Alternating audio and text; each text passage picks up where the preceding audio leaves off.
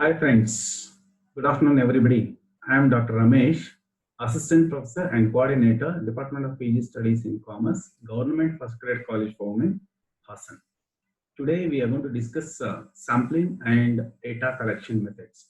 At the very outset, let me congratulate the organizers of this program and I want to thank them as well as all of you. Friends, first we will have the outline of this session.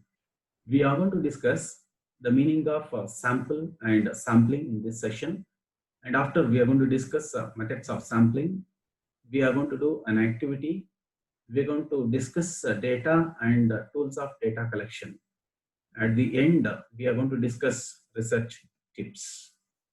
Friends, in this slide, we are seeing the image of a population and sample. Very frequently, we are using the terms population and sample. Let us see the meaning of population. Population is the whole area where the research takes place. It is large in size. It is said that it is very difficult to conduct the study on the whole population since the population size is more. Many times, the time available is very lesser and even the financial constraints are there. So due to these reasons, the researcher cannot take research activity on the whole population. So alternatively, he has provision in research to conduct a study on a small portion, which is called as sample. So sample is the representative portion of the population on which researcher is going to do the research activity. So let me repeat the meaning of population and sample. Population is the whole area of the research. Sample is the small representative area of the population. We will see the meaning of sampling now. Sampling is the procedure or method adopted to select sample for research purpose. Sampling procedure may be like selecting the method of sample, like convenient sampling, simple random sampling, area sampling, purposive sampling, etc. Sampling plays an important role in research activity. It is the talent of the researcher to select the sample methods, so that we call sampling. It is very better in the beginning itself. We will see two other terms like census study and sample study. Census study means studying each and every element of the population. Dear friends, population contains the whole area. See, the large area is there. Census study means studying every element. See, this element, this element, this element, this element, this element, all the elements. No doubt it provides accuracy. Detailed information is available, but it is taking more time. It involves more money. It is repetitive. So, where the research is to be done very fastly, the sample study is allowed. Sample study means studying a small portion of the population. So, this is census study and sample study. Let me take one difference between census study and sample study. Census study covers the whole area, takes more time, takes more money also, but provides detailed results. But sample study is the small study which covers small area of the population, which is very speedy, but not elaborate as like population study. Dear friends, now we came to know the uh, population study and sample study. Population study is the detailed study of each and every element, and sample study is the brief study of a small portion of the population. We can conclude that sample study is very required and very advantageous. So we will see now advantages of sampling. Sampling provides economical, which means the money involved to undertake sample study is very lesser compared to population study because only 5 to 10% of the of the population is studied in a sample study, that saves money. This is one of the major advantage of sampling.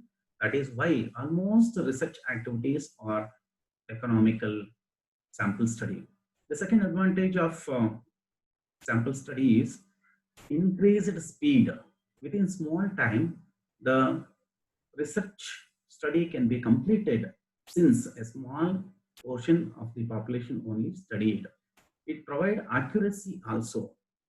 The researcher, by his expertness, by his talentness, by his calculated risk, can achieve even accuracy also. There is administrative convenience in sample study because the sample study is covering a small area, less time is involved, less funds are involved. So the file maintenance, the record maintenance, all these things are very lesser. That achieves administrative convenience. And sample study is regarded as inevitable, means unavoidable. Since all studies cannot be done on the whole population, sample study is compulsory. Almost research works, maybe PhD, maybe MPhil, maybe MCom, maybe MBA, and even the national studies are also sample studies only. That's why it is called as inevitable. Let us see certain limitations of sampling. The major limitation of sampling is it is biasedness, means the results are not 100% dependable since only 5 to 10% of the population is studied in sample. The results are not 100% correct. Somewhere certain defects are there. If the researcher is somewhere negligency, then there may be certain defects in sample study. The second limitation of sampling is selection of true sample. Since only 5 to 10% of the population is taken as a sample study, it is a challenging task to the researcher, to the supervisor to select the true sample. That is one of the limitation. There is need of specialized knowledge. Researchers should have expertness or specialized knowledge for sample study. And it is impossible, it is also called as impossible because if the population itself is very small size, like in the population there are only 30 to 50 respondents, and again minimizing 30 to 40 respondents to lesser may be very difficult and impossible. In conclusion, we can say the researcher by his expertness, by his calculated risk and his expertness, they can come out from limitations and they can enjoy the advantages of sampling. We can conclude sampling is very required. Friends, now we will see sampling techniques or methods. There are various sampling techniques and methods we call. Like a simple random sampling is there, area sampling is there, cluster sampling is there, convenience sampling is there. All these sampling types can be broadly classified into two categories, like probability sampling, also called as random sampling, and non-probability sampling, also called as non-random sampling. Dear friends, let us see the simple meaning of probability sampling. Probability sampling means possibility of appearance. It is called as also random sampling because without much human interference, the sample is selected. That's why it is called as random sampling. Opposite to that, we have non-probability sampling, means all the elements have no equal chance in non-probability sampling. Let us first discuss probability sampling meaning, probability sampling types, and after we will go to second type. Friends, probability sampling is a major method of sampling where every element has equal chance of being selected. See, we have made even highlight also here. If in the population 150 respondents are there, all 150 respondents have equal chance of being selected. So 1 by 150 is the possibility of every element in the probability sampling. Let us see now probability sampling methods. There are 4 to 5 probability sampling methods, like simple random sampling is there, systematic random sampling is there, area sampling is there, stratified sampling is there. This meaning and advantages, limitations we will see. First one, simple random sampling. Simple random sampling gives each element an equal chance of being selected. The key word in simple random sampling is equal chance is there. Every element has equality to be selected in the sample. Certain methods of simple random sampling are like lottery method is there, computer methods are there, and random table allotment is there.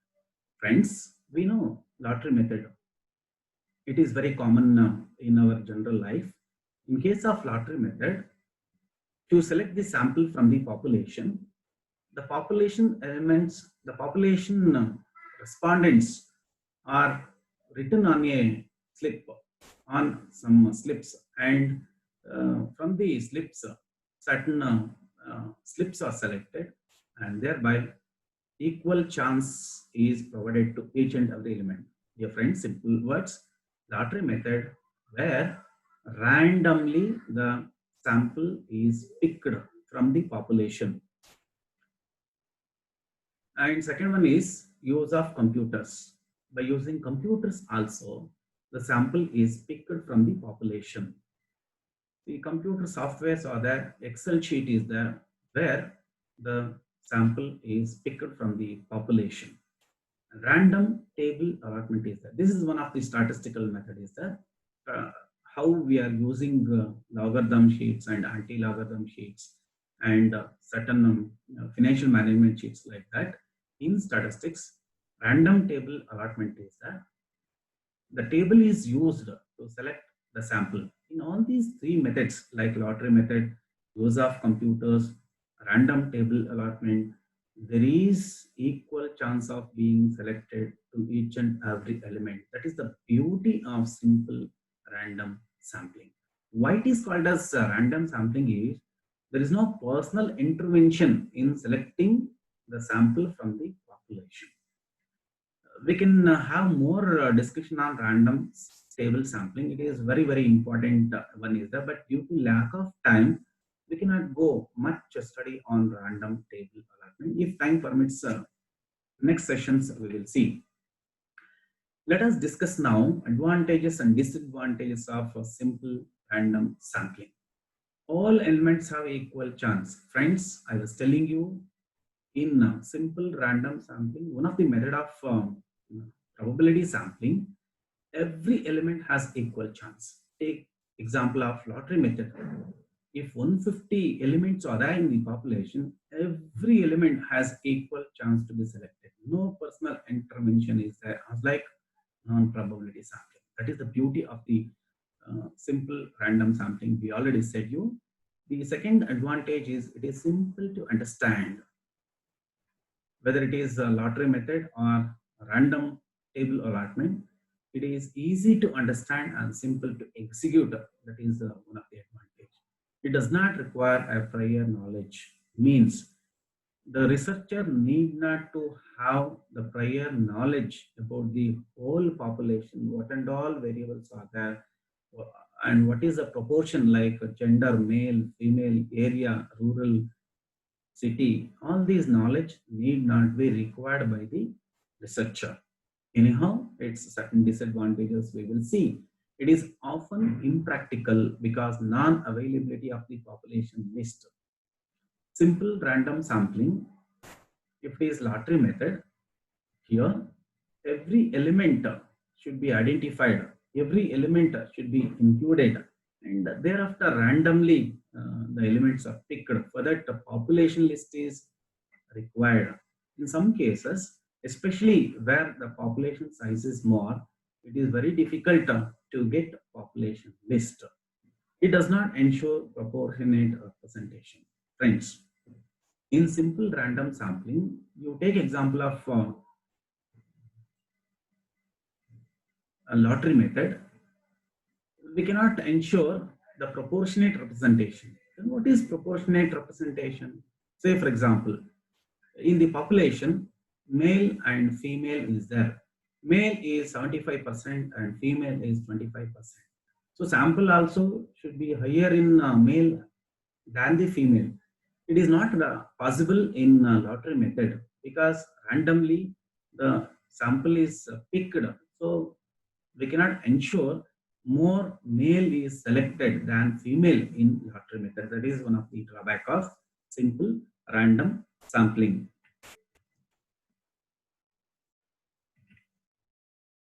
To come out from the drawback of simple random sampling, we have another type of probability sampling, that is systematic random sampling. Friends, there is some system here that is called as systematic random sampling.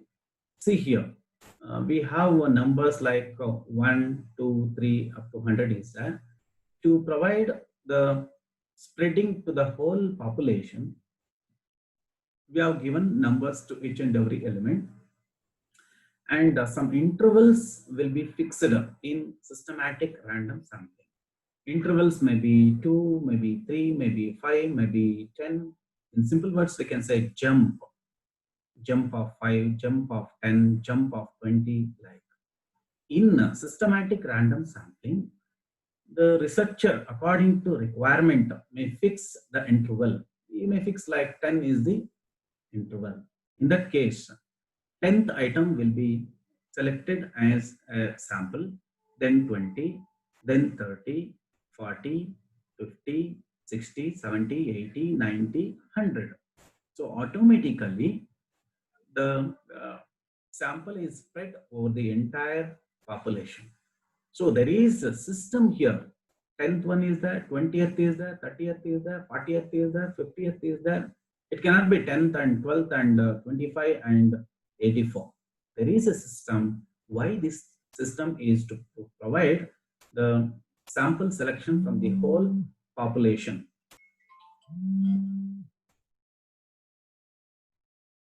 Dear friends, we will see now advantages of systematic random sampling. It is much simplest than random sampling.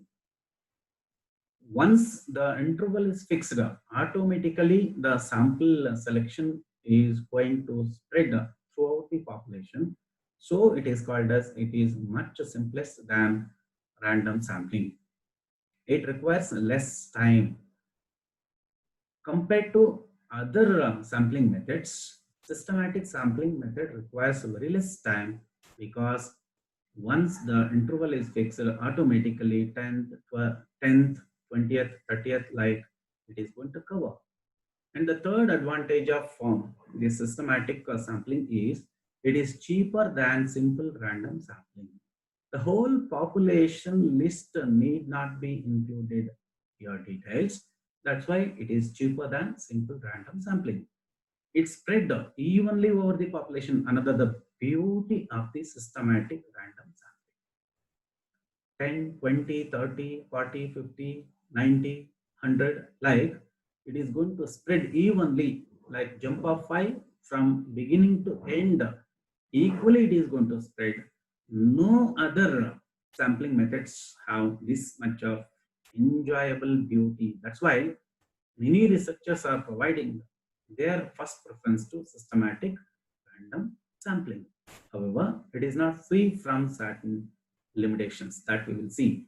Each element does not have an equal chance of being selected. In systematic random sampling, every element has no equal chance, as like simple random sampling, as like lottery method. Because if the interval is 10, then 10, 20, 30, 40, 50, no doubt they are going to select definitely.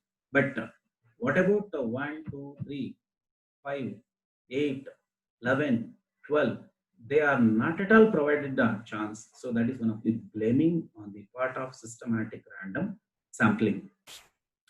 Another disadvantage of systematic random sampling is it may sometimes gives a biased results. Means here, while fixing the intervals, there may be certain a personal judgment by the researcher intentionally is going to give. So that is one of the blaming on the part of systematic random sampling. To come out from the drawbacks of first method and second method, that is simple random sampling and systematic random sampling, we have third method, that is stratified random sampling. It is very interesting sampling method is there, where the population is divided into subgroups. From every subgroup, the sample is picked. So that is one of the concept of stratified random sampling. How it is that we will tell you. It is applied when there is no homogeneity in the population. In this technique, the population is stratified into subgroups and sample items are selected from each strata. It means the population is divided into main subgroups, and from every subgroup the sample is picked. Let me take one example for stratified random sampling. See, Mysore University has already implemented CBCS system for PG students like MCOM, MBA, MSc and all. University may want to conduct a research study like how is students' convenientness about CBCS, whether they are convenient or not, whether they are struggling or not, that they want. Dear friends, to know the students' response, there are mainly two types, two alternatives to the university. Like it may conduct a census study or it may conduct sample study. If it is going to census study, then each and every student of the university it has to meet. University has 4 districts mainly, like Mysore, Hassan, Mandya, Chamarajanagar. And university has various courses like MCOM, MBA, MSc, MA, some other courses are there. The question is it possible to cover the research study, that is each and every course, each and every student in a small period?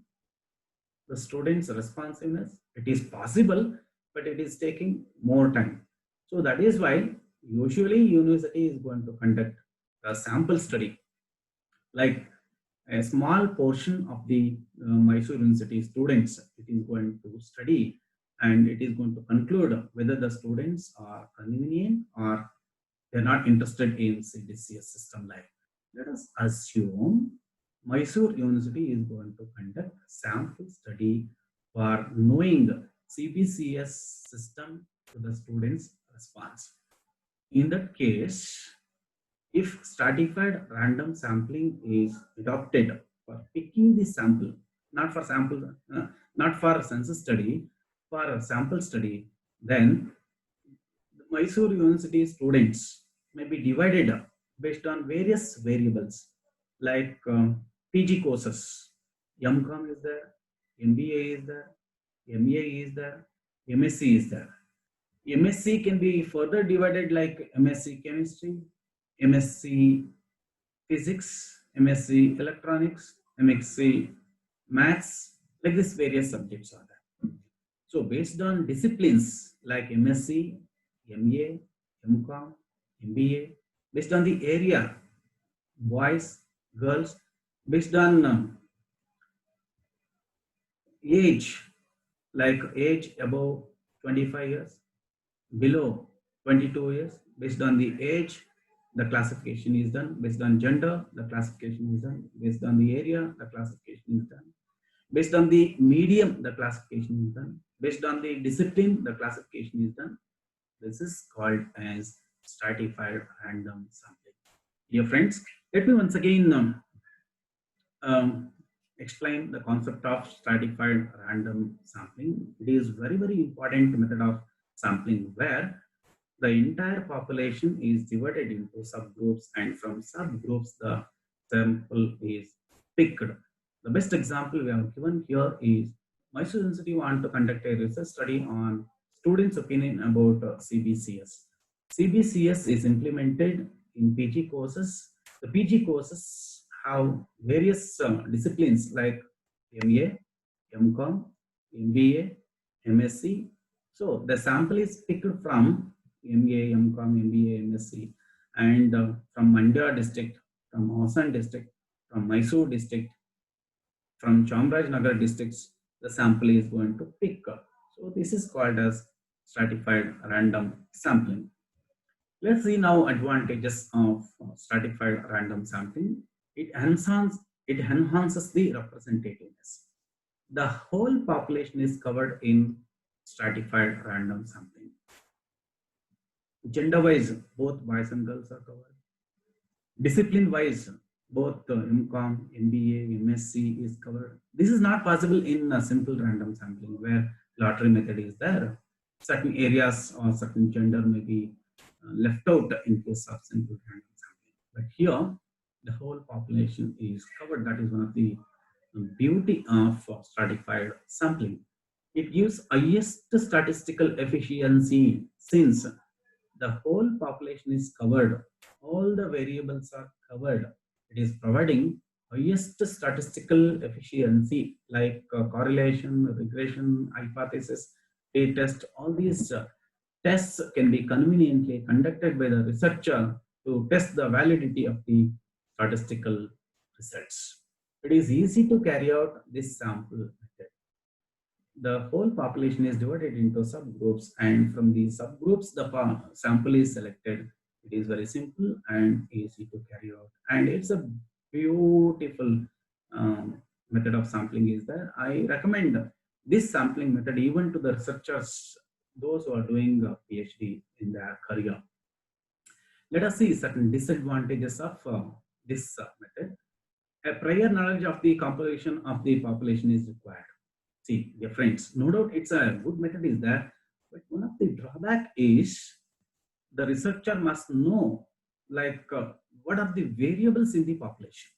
Example, I was telling Mysore University research study is done on CBCS students' opinion. Researcher must know which are the combinations are there in arts, in science, in commerce, and how many colleges are there, how many districts are there. This entire knowledge must be possessed by the researcher, which is very difficult. It is expensive in time as well as money. The researcher must cover all the variables like gender wise, area wise, course wise. He has to select all combinations. That is why it is expensive and time consuming one.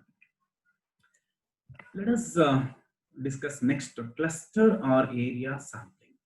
As the name itself is suggesting, here the sample is picked on the basis of area. It is very common in government studies where the population is divided based on the areas. Like India is going to take some study on area wise, like state wise, district wise, the sample is going to pick. Dear friends, let us see certain advantages and disadvantages of area sampling. It is very easy and convenient for large populations where the population is entire nation. It is easy to divide the state-wise like Karnataka, Andhra, Delhi, Tamil Nadu, etc. And it is less costly also since the whole India study is very detailed one and it is very difficult one. So a small portion is going to study area wise, so it is less costly. It promotes convenience of field work, which means the researcher can divide the research field work among the assistants. He can train them, he can provide the training them. So the work can be classified and work can be speedy. It consumes less time also. Within small period, the research can be completed since the researcher is going to divide the data collection to various research assistants. It is very flexible because many times the changes can be adopted in the research work. Let us see now disadvantages of area sampling. It may increase bias of the resulting sample. Since area-wise the research sample is picked here, Some areas may be left out. I was telling India studies, the state-wise, some 4 or 5 states are selected, Karnataka, Andhra, Tamil Nadu. Like. Some of the states may be ignored by the researcher. So that is one of the bias resulting sample study. There is more possibility of sampling error. Sampling errors chance is more since the bias is more in research work. Friends, next method is multi-stage sampling. To come out from the drawbacks of previous sampling techniques, we have next one multi-stage sampling. Means stage by stage, the sample is going on increasing, like first stage, second stage, third stage, like. According to requirement, the stage-wise sampling is going to be selected by the researcher. Let us see certain advantages and disadvantages of this type of sampling. Area sampling is more efficient than the single sampling because the multi-stage sampling, stage by stage, the sampling is going to select according to requirement. Example, government want to provide certain funds. So first stage, it may provide to district-wise. Second stage, it may provide to taluka. And after it may provide even to rural. It may be even reversed also. So in this case, it is regarded as it is more efficient than single stage sampling. It covers entire population because first stage, second stage, third stage, fourth stage, like stages are going to include. Let us see now disadvantages of multi-stage sampling.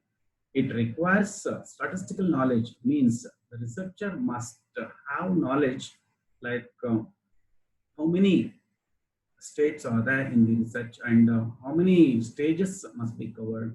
So in this way, it is called as it requires more statistical knowledge.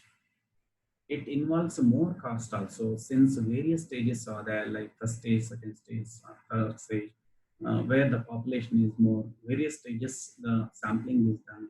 So this can be called as more cost is included. Dear friends, we discussed the probability sampling like simple random sampling, systematic sampling, area sampling, and cluster sampling. All this sampling has both the merits as well as demerits. To come out from demerits of probability sampling, we have certain other methods. They are called as non-probability sampling, where the personal judgment is included in case of non-probability sampling that we will see here. Certain non-probability sampling methods include convenience sampling is there, snowball sampling is there, purposive sampling is there, that we will see. Dear friends, we have this beautiful image. See this image. Researcher is here. And near to researcher, various respondents are there. See here, respondents surrounding to him. Researcher, if he want to complete the research in small period with less cost, he may select the sample without much calculations, without much bothering. This is called as convenience sampling. As the name itself is suggesting, in this case, researcher is going to select very conveniently. It means selecting sample whom we happen to meet, means whoever is near to the researcher will be picked to the researcher if a researcher feel they are reliable, they are responding to the researcher. Here the researcher selects the sample very conveniently without much searching. Example, a teacher may select students in his class. Like he want to send 5 students to some competition in some other district. Then teacher is going to select students who are have in his contact, who are near to him. He will call them, he will motivate them, and he is going to send.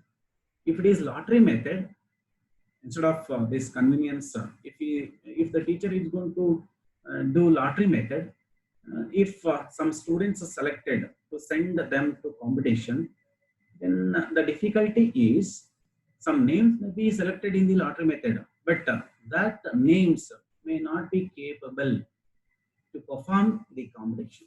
So that is one of the drawback. That's why the teacher is going to select the students to send competition based on his observation, mainly based on his convenient of contacting the students, based on his motivating, who is accepting is motivating to students. That is very very convenient to uh, the teacher friends here. That's why convenience sampling is very, very popular in sampling methods.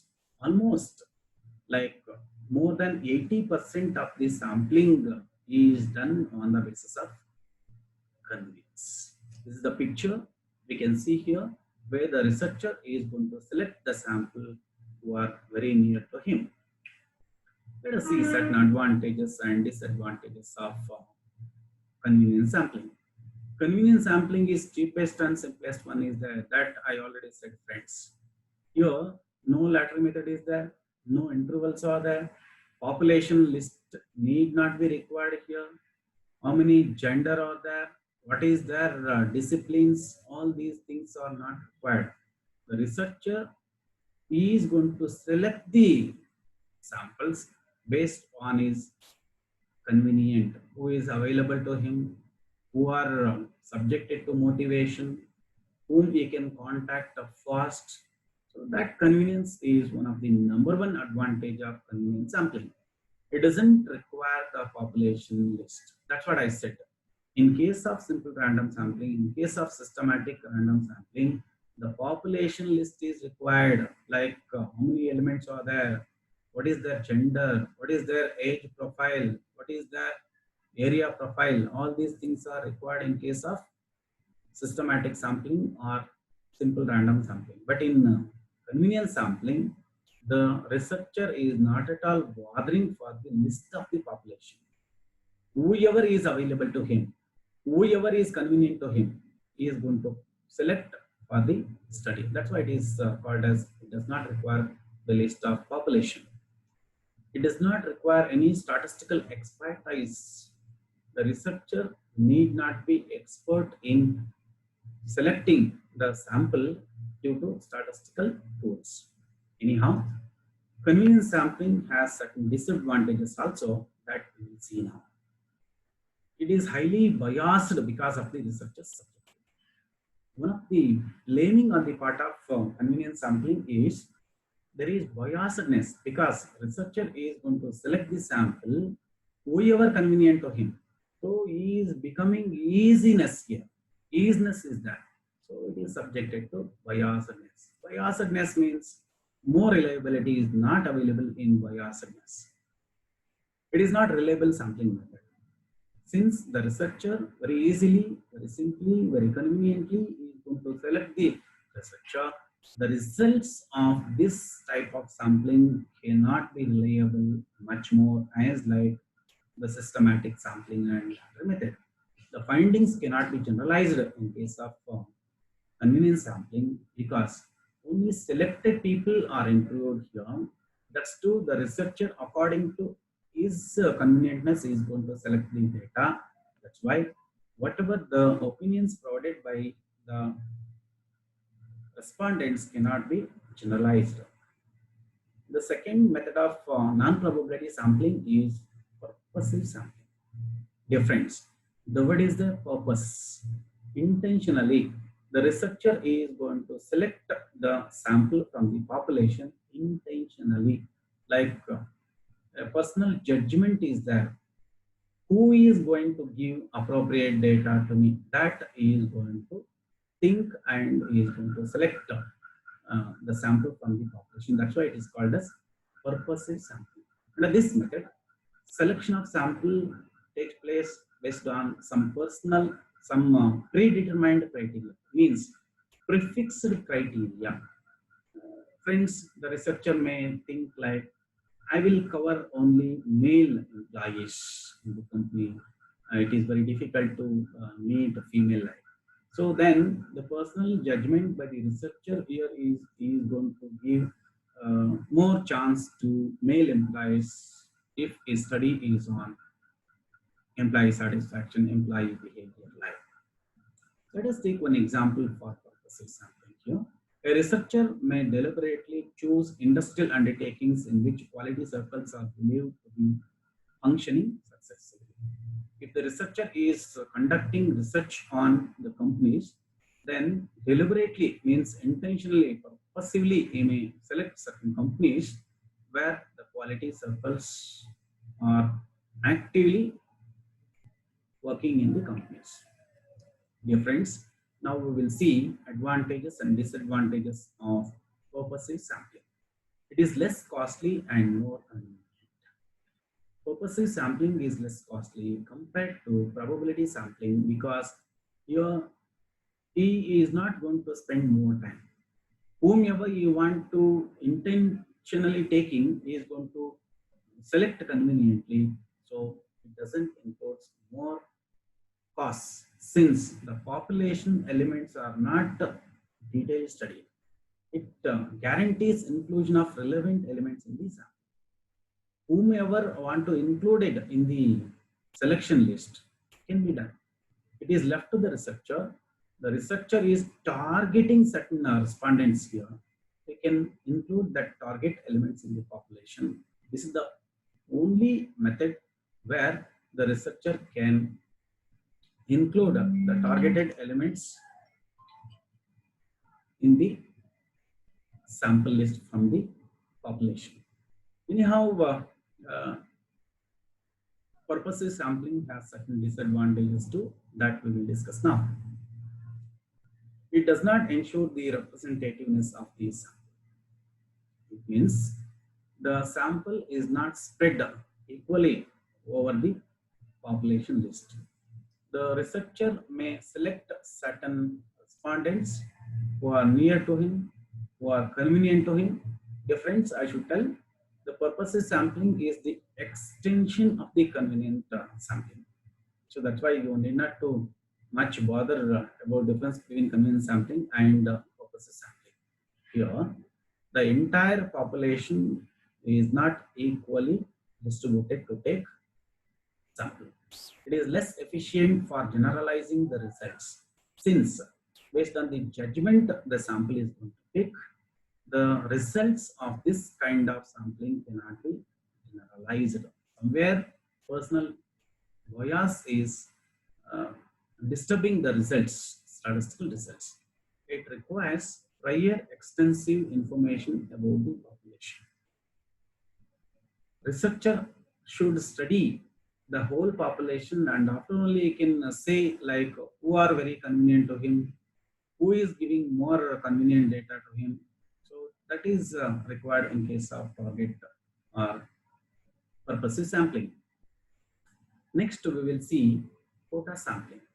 It is a form of convenient sampling involving the quota groups of accessible sampling units by traits such as sex, age, social class, etc. When the population is known to consist of various categories by sex, age, social class, etc.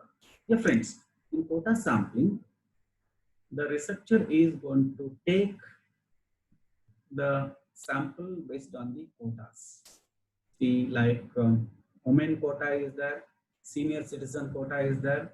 Let me give one example for quota sampling here. Probably we all know like COVID-19 medicine is coming. The government is now going to experiment on human being. Let us assume like the medicine has come. It is very difficult to government to give the medicine to all at a time. That's why first it may give preference to senior citizens above 70 years. So that may be first quota. Like senior citizens or super senior citizens quota like above 70 years. For them, the medicine may be given. Vaccine may be given 70 above. And next quota, they may give like senior citizens above 60 years. And thereafter, they may give quota like rural quota, women quota, okay, or poor people quota. because rich people can take vaccine anytime, anywhere. The government may give quotas like this: senior citizens, poor people, rural quota, women quota, like this. Let us see certain advantages and disadvantages of this quota sampling. It takes less time. No much calculations are included here. That's why within short period, the sample can be selected. It is less costly also.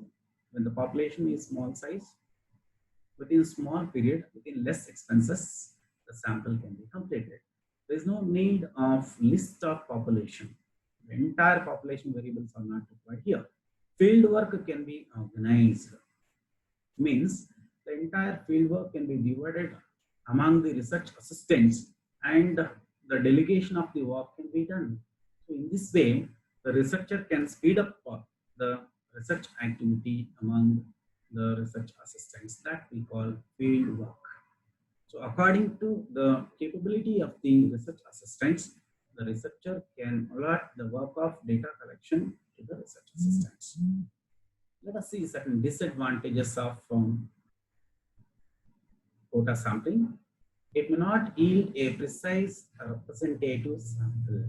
The whole population cannot be evenly included as like simple random sampling. So that is one of the blaming on the part of quota sampling here. Example. In this case, quota sampling, I was telling women quota is there, rural quota is there, poor people quota is there. If the government is providing COVID vaccine to poor people based on BPL card, that is below poverty line, right? In that case, the rich people are excluded from the study. So somewhere equality is not provided by the government among rich people and poor people. Strict control of field work is difficult. Friends, I was telling, field work can be organized no doubt among various research assistants. There may be 10 assistants, there may be 8 assistants. The entire data collection can be delegated to 8 people or 12 people. But controlling them may be difficult on the part of the researcher. One more method of sampling we will discuss now, snowball sampling. Friends, let me tell the background of the sampling here. It may be very difficult to the researcher to cover various people, especially when the researcher is going to the new areas. People may not accept, because we know one of the word is there, one of the adage is there, known devil is better than unknown angel. Means people don't recognize, people don't accept the new people. That's why the researcher has provision, the researcher has some ideas to go to people through some known people. So this is called as snowball sampling. Let me give an example here. I am doing a research. My areas of research are like Mandya, Mysore, Hassan, Chamarajanagar. See, no doubt I can convince people in Hassan, but I may not convince people in Mandya. So what I may do is, I may request one of my friend in Mandya, like I am doing some research on CBCS.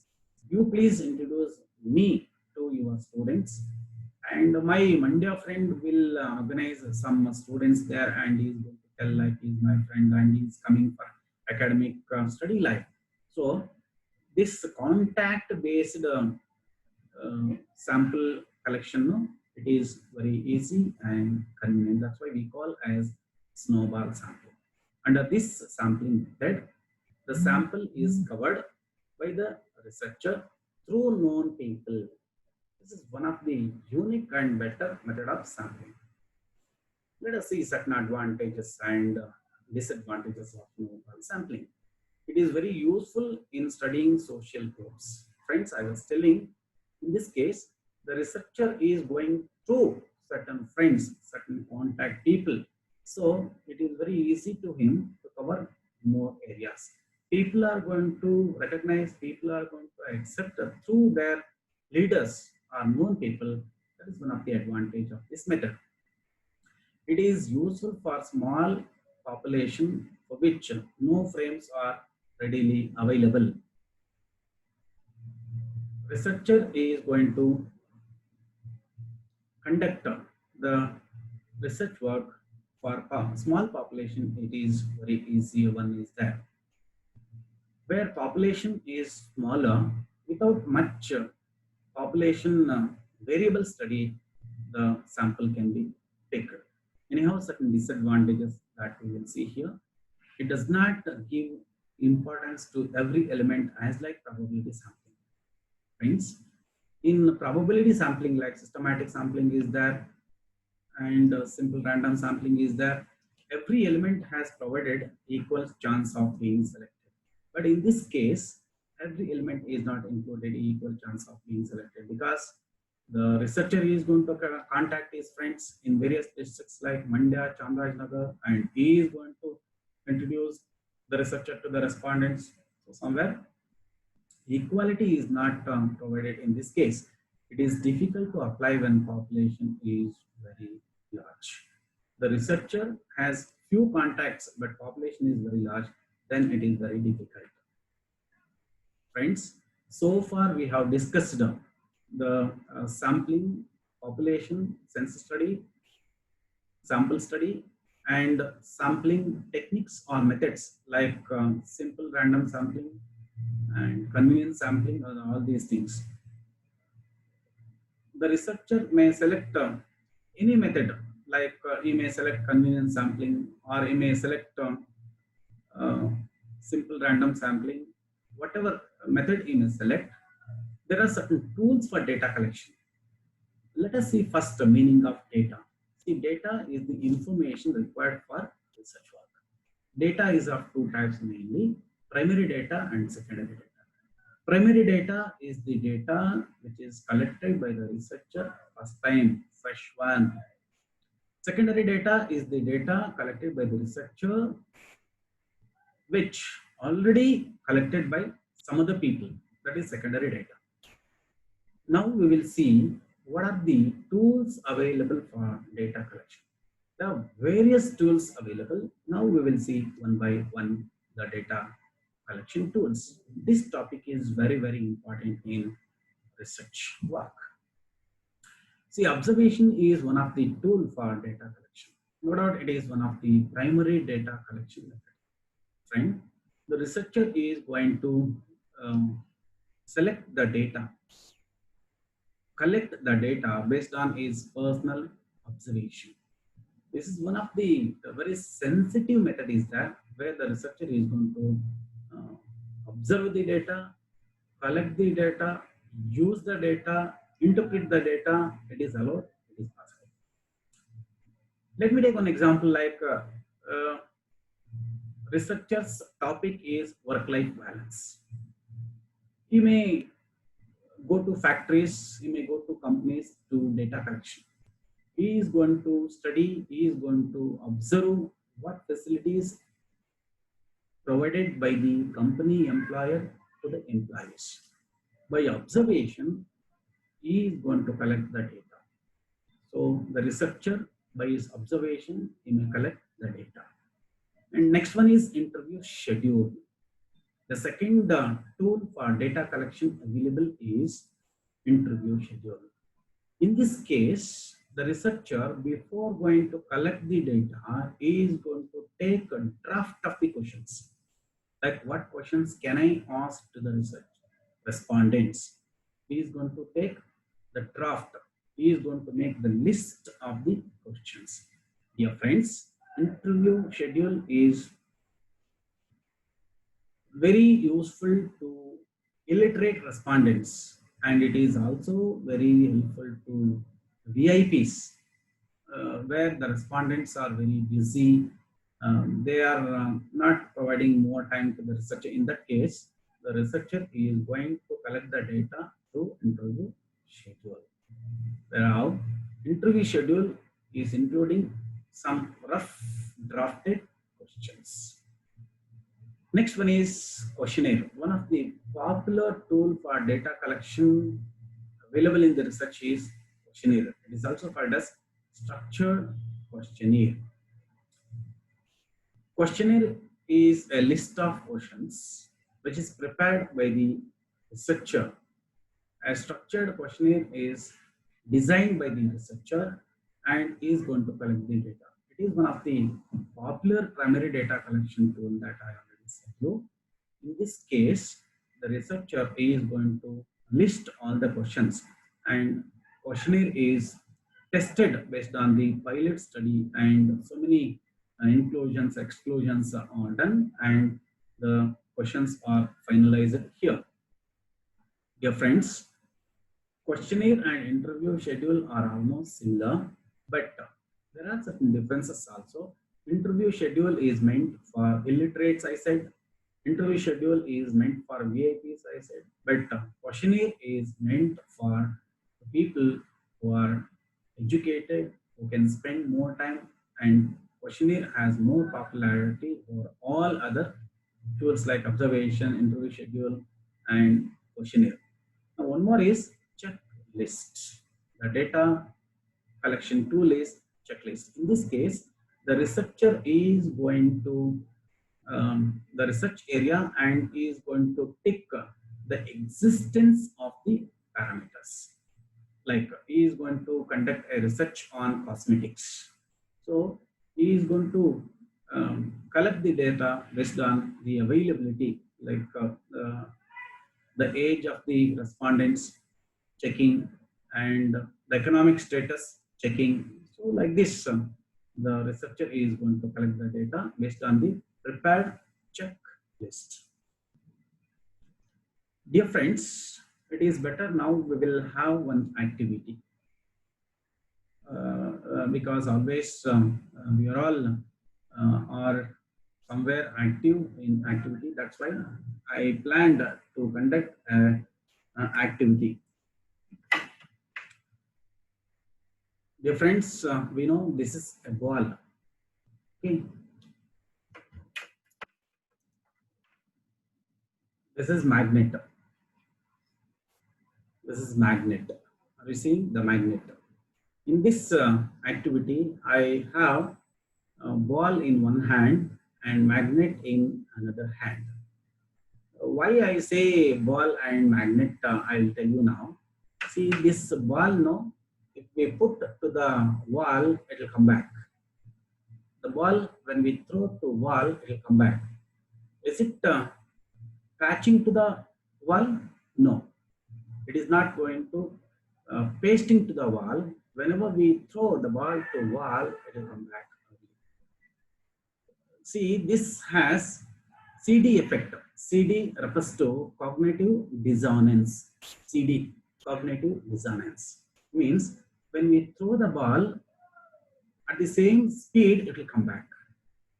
Why I say this ball in this activity is, in our society, some people are there who are similar to ball. When somebody is going to say, immediately they are going to react. Okay, they don't accept, they don't digest. So we should avoid the CD effect in our society. Even we also, if our elders, our parents are going to say something, first we should listen loudly, and after we should understand what they are going to say, that we should accept. Different opposite to this, we have magnet. See, the magnet is going to attach. It is going to attach. See, dear friends, it is not detaching as like magnet, as like a ball. If the ball is thrown to wall, it will come back. But the coin is attached to magnet. See, it is attached to magnet. Why I shown this magnet effect is, in our society, some people are there, whatever they listen, they accept it, they adopt it, they are educated. Why this activity I said here is, in research, the researcher should not have CD effect. They should not adopt the ball effect. The CD means cognitive dissonance effect. Say, for example, researcher is going to field for data collection. Some people are going to say certain words. He should not immediately react. He should accept people, whether respondents are there, the common man is there, or some ideas are provided by some people. The researcher should follow the magnetic effect.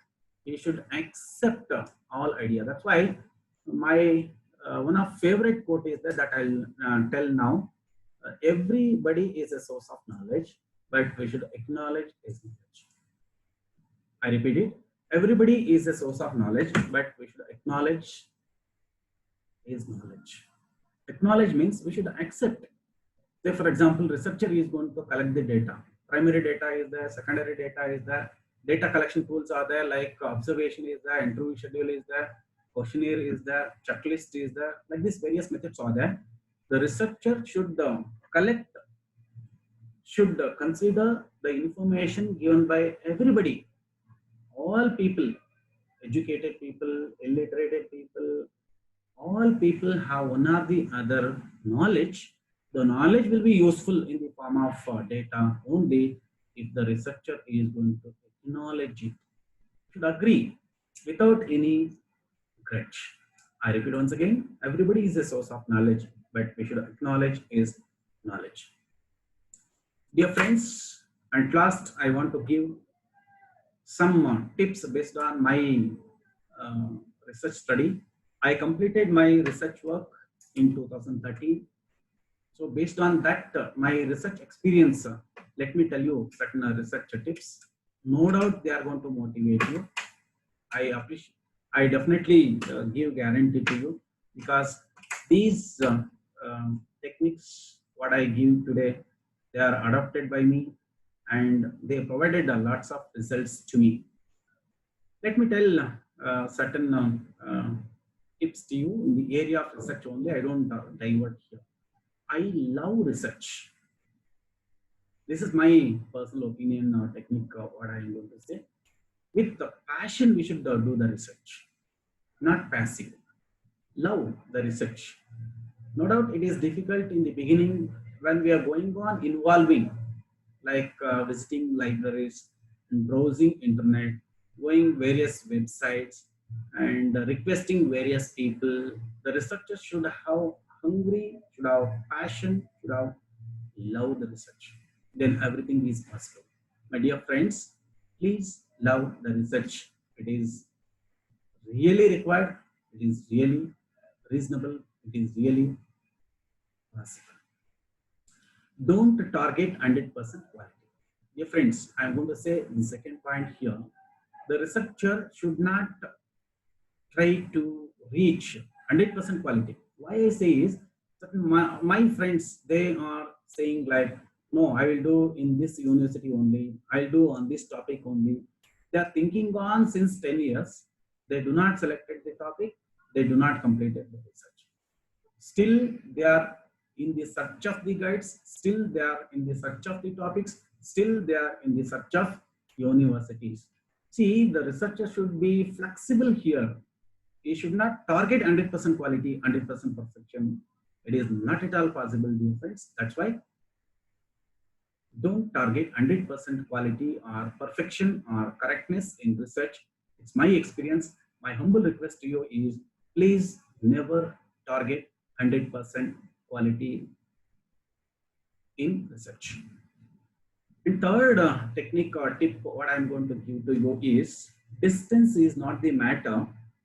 Assistance and persistence are the matters, but no resistance. Dear friends, let me tell the background of this third tip, what I mean to tell you. In some cases, what is happening is, the research scholar is in some district, the guide is in some other district. So the research scholar is going to think my guide is somewhere, I am here, whether I can continue the research or not, whether I can complete the research or not. So this inferiority is there in the researcher. That should not be there. What I'm meaning to tell you is, maybe anywhere the research guide today, maybe anywhere the research student today, distance is not the matter. He may be in Bangalore and the student may be in Austin. The research can be continued. Distance is not at all matter, because today technology is developed more and more and more. We have internet, we have WhatsApp, we have Facebook, we have lots of advanced technologies that we are not 50 years back. No doubt, 50 years back, 60 years back, it was very difficult to meet the student and teacher early. But today, face to face, we can meet because video call is there, phone calls are unlimited, internet is there, speed, internet is there. That's why distance is not at all matter, but assistance is the matter. Both persons, guide as well as student, there should be assistance, means helping nature must be there among the guide and student. Assistance is the matter, and persistence is also a matter. Persistence means the researcher should have determination, commitment. I must complete my research within 2022. I must complete my research within next 6 months. So this determination is the matter. Assistance is the matter, but distance is not at all matter. There should be no resistance. Resistance means, see, this ball has resistance. It go and come back. It don't accept. But this magnet has acceptance. So like this, the researcher and research guide and student should not have resistance. They should have understanding. In that case, the research is easy. Say for example, PhD. The guide is in one state and the student is in another state like Karnataka and Tamil Nadu. It is possible today, friends. Please believe my word. Please trust me. The guide is in Tamil Nadu and the student is in Karnataka. It is possible today. Internet is there, WhatsApp is there, video call is there. Chapter wise, the student can send through internet to the guide. Correction is possible, and even various flights are there from Bangalore to Tamil Nadu. They can go and they can complete. Distance is not at all matter. Take my own example. I finished my PhD work in 2013. I was in Hassan. My guide, Dr. Murlidhar, he was in Kolar. He was taking care of my research work. He was always responding to me. He accepted me. I was also going and I finished. Dear friends, in some cases, the guide and the student are in one district only, one taluk only, one college only, but they are separated due to other reasons. Are you getting my point? They both are in one university only, but they are separated after 6 months or 1 year due to lack of understanding. So that is the matter. That's why distance is not the matter. Assistance is the matter. Persistence is the matter. And there should not be resistance. And I already said you another matter. Like everybody is a source of knowledge, but we should acknowledge his knowledge without any grudge. The researcher should consider everybody humbly. Like I can collect data from this person, that person without any grudge, like senior, he is senior to me, he is junior to me, he is male, female. So all these hesitation should not be possessed by the researcher. And my last research tip to you is, I call it a Super Sunday or holiday. Friends, no doubt research like PhD, it's a long journey is there. And some people fear, they are inferior about the PhD, like, can I do my PhD? Is it possible to me? Like, see, for this talent or rank is not at all matter. Definitely PhD can be done. Definitely the research work can be done. We should love research. What I give based on my personal experience, what I enjoyed is, let us take Sundays and holidays super. What the Sunday or holiday, I'll call it a super, is some people, whenever Sunday come, they are taking it as granted. Sunday has come, let me sleep more. Sunday has come, let me spend more time with TV, mobile life. That is not at all Super Sunday. What I mean to tell you is Super Sunday or Super Holiday is whenever the holidays are coming, study holidays are there, and Sundays are there, the festival holidays are there, like Ganesha festival and all are there. Even on Sunday also, if we are awaking early without sleeping more, even on that festival day also, we are into academic. We are in academic time, then definitely we can take research work, whether it is PhD, whether it is any paper writing, it is very, very possible. That's why uh, based on my experience, I give suggestion to my fellow friends. Let us take Sunday and holiday as Super Sunday and Super Holiday. Through this, I want to congratulate the organizers of this program. Let the program FTP be super duper and all may enjoy. And through this, I want to convey my heartfelt thanks to the organizers of this program and all listeners who are listening this program. Thank you all once again.